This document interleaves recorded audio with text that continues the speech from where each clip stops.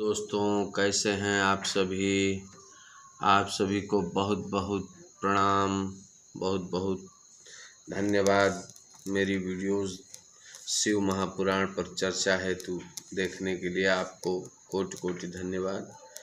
मित्रों, आज हम 12वें अध्याय में शिव महापुराण के 12वें अध्याय में शिव क्षेत्र कौन कौन सी जगहों पर शिव का वास है और किन क्षेत्रों को महादेव पसंद करते हैं, जो प्रिय लगते हों महादेव को, आज हम उन सभी क्षेत्रों पर विस्तार से चर्चा करेंगे मित्रों। और 12वें अध्याय का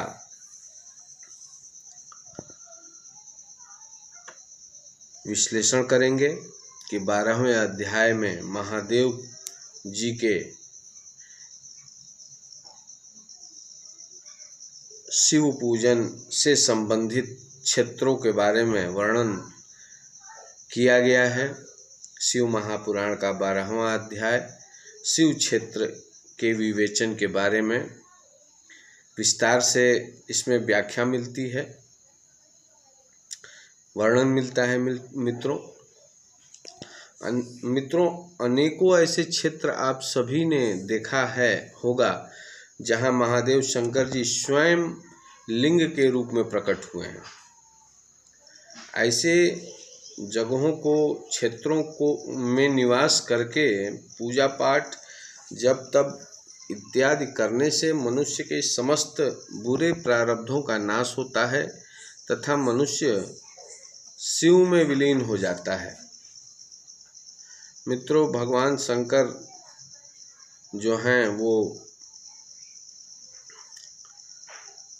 देवों के देव कहे गए हैं, महादेव, इसलिए उनके नाम के आगे महादेव शब्द आया है। मित्रों, महादेव जी बहुत ही कृपालु और दयालु हैं।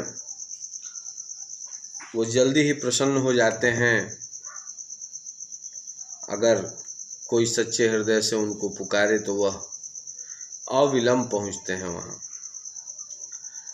चाहे देवता हो, मनुष्य हो अथवा राक्षस हो अथवा कोई और योनि का हो, क्योंकि सभी योनियों के मालिक महादेव जी हैं और सबकी बागडोर अपने हाथ में उन्होंने रखी हुई है। मित्रों, भगवान शिव ऐसे मनुष्यों का रोग और संताप सदैव के लिए मिटा देते हैं। मनुष्य को चाहिए कि वह सदैव पुण्य क्षेत्र में ही निवास करे। गंगा व अनेकों ऐसी नदियाँ हमारे आसपास देखने को समाज में मिलती हैं जहाँ अनेकों तीर्थ स्थल हैं। 60 मुख वाली सरस्वती नदी को बहुत ही पुनीत और पावन माना गया है। मित्रों, ऐसा 12वें अध्याय में, शिव महापुराण के 12वें अध्याय में सरस्वती नदी का उल्लेख आता है।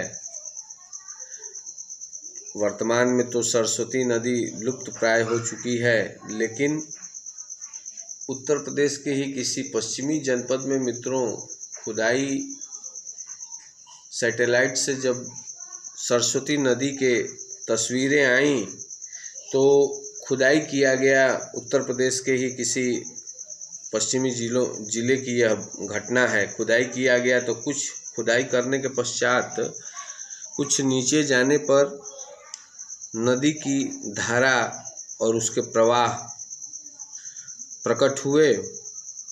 इस प्रकार सरस्वती नदी जो विलुप्त प्राय हो चुकी थी, उसके विकास के लिए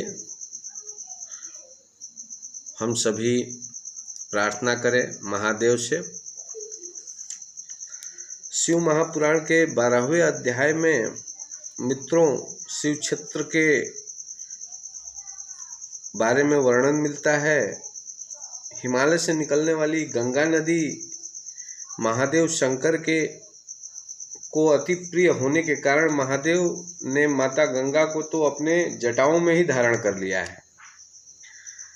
इसी प्रकार सोन नदी के तट पर वास करके शिव पूजन करने से प्राणियों को गणेश पद की प्राप्ति होती है। मित्रों, ऐसा वर्णन शिव महापुराण के 12वें अध्याय में है।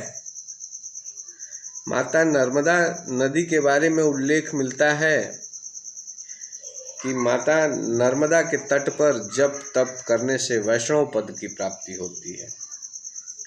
तमसा नदी, रेवा नदी और महापुण्यदायक गोदावरी नदी के तट पर शिवार्चना करने से गो हत्या और ब्रह्म हत्या जैसे पापों से मुक्ति मिलती है। ऐसे पापों का नाश हो जाता है। ऐसे क्षेत्रों में निवास करके शिवार्चन करने से मित्रों सारे पापों का नाश हो जाता है। मित्रों 12वें अध्याय में शिव क्षेत्र का विस्तृत वर्णन है। कृष्णा नदी विष्णु लोकदायक है।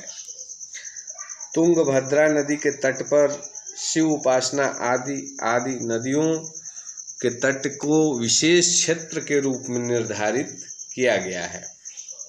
मित्रों 12वें अध्याय में वर्णन है बहुत सुंदर रूप से प्राणियों के कायिक व वाचिक पापों को शिव साधना व पूजा पाठ से नष्ट किया जा सकता है। गौर करने वाली बात है मित्रों कि 12वें अध्याय में महादेव ने अपने भक्तों के कायिक और वाचिक पापों को नष्ट करने की, ऐसे क्षेत्रों में वास कर पूजा पाठ करने से नष्ट करने की का वचन दे रखा है। परंतु इसमें मित्रों एक पाप ऐसा भी आता है, मानसिक पाप। यह वज्रलेप के समान होता है मित्रों। वह केवल महादेव शंकर में ध्यान लगाने से ही जीव को कल्पांतक का पाप नाश हो जाता है और मनुष्य को सच्चे सुख की अनुभूति महादेव शंकर जी के आशीर्वाद से प्राप्त होती है। मित्रों 12वां अध्याय यहीं समाप्त करते हैं। हम कल 13वें अध्याय पर चर्चा करेंगे।